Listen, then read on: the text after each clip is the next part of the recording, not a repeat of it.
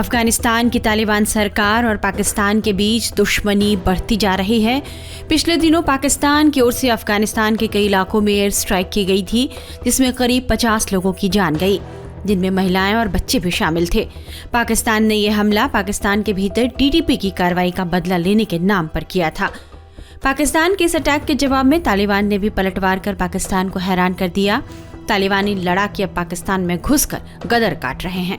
अफगानिस्तान ने दावा किया कि उनकी तरफ से पाकिस्तान के कई इलाके में हवाई हमले किए गए हैं, जिसमें 19 पाक जवानों की मौत हुई।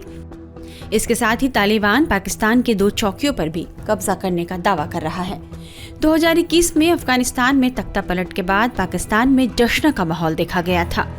हालांकि तालिबान की सत्ता में वापसी के बाद से ही पाकिस्तान के प्रति उसका रवैया बिल्कुल बदला हुआ है।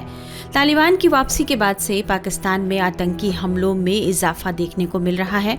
जवाब में पाकिस्तान ने भी अफगान शरणार्थियों को देश से निकालने की प्रक्रिया शुरू कर दी, जिससे दोनों पक्षों में तनाव और बढ़ गया। तालिबान और पाकिस्तान एक दूसरे के अब कट्टर दुश्मन बन चुके हैं, जबकि दशकों तक पाकिस्तान को अफगान तालिबानियों का संरक्षक माना जाता था। इतना ही नहीं, इस समूह को आगे बढ़ाने में पाकिस्तान की भी बड़ी भूमिका मानी जाती है। अब जबकि पाकिस्तानी सेना और तालिबान के बीच जंग के हालात बने हुए हैं, ऐसे में पाक सेना के जवान और अफगान लड़ाके आमने सामने आ जाएं तो कौन किस पर भारी पड़ेगा। अगर दोनों के बीच जारी यह संघर्ष बड़ा रूप लेता है तो किसके लिए गंभीर मुश्किल खड़ी होगी। आइए हम इसको समझते हैं। पहले तालिबान की बात करते हैं। इसने सोवियत यूनियन और अमेरिका जैसी ताकतों का सामना किया है। तालिबान ने इन दोनों को न सिर्फ हराया बल्कि अफगानिस्तान से खदेड़ने का भी काम किया। वह काबुल की सत्ता पर काबिज है। ऐसे में उसे टकराना पाकिस्तान के लिए आसान नहीं होगा।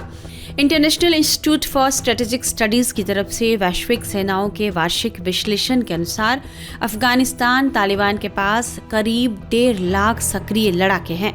रक्षा बलों को औपचारिक रूप देने के लिए तालिबान सरकार ने विशेष बलों के तहत 3 बटालियन और 8 पैदल सेना कोर बनाए हैं। सेना के पास विभिन्न प्रकार के बख्तरबंद वाहन, टो किए जाने वाले तोपखाने, 3 हल्के विमान और 14 हेलीकॉप्टर हैं, जिनमें अमेरिका निर्मित ब्लैक हॉक्स भी शामिल है।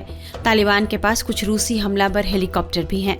वहीं ग्लोबल फायर पावर की रैंकिंग के अनुसार 2024 की वैश्विक सैन्य शक्ति की 145 देशों की सूची में पाकिस्तान 9वें नंबर पर है, जबकि अफगानिस्तान का तालिबान 115वें स्थान पर।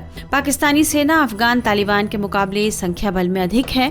पाकिस्तान के पास कुल सैनिकों की संख्या 6,54,000 है।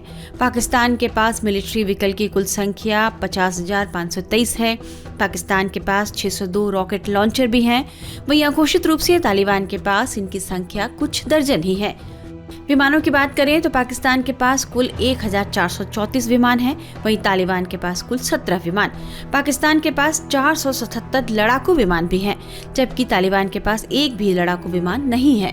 पाकिस्तान के पास 6 ट्रांसपोर्ट विमान हैं, जबकि तालिबान के पास एक भी ट्रांसपोर्ट विमान नहीं है। पाकिस्तान के पास 114 नौसैनिक पोत, पनडुब्बियां और गश्ती जहाज हैं। वहीं अफगानिस्तान चारों ओर जमीन से घिरा हुआ है, उसके पास कोई नौसैनिक ताकत नहीं है।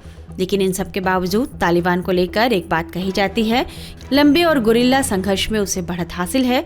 यही वजह है कि उसने पिछले वर्षों में अमेरिका और 1990 के दशक में सोवियत रूस पर बढ़त हासिल की थी।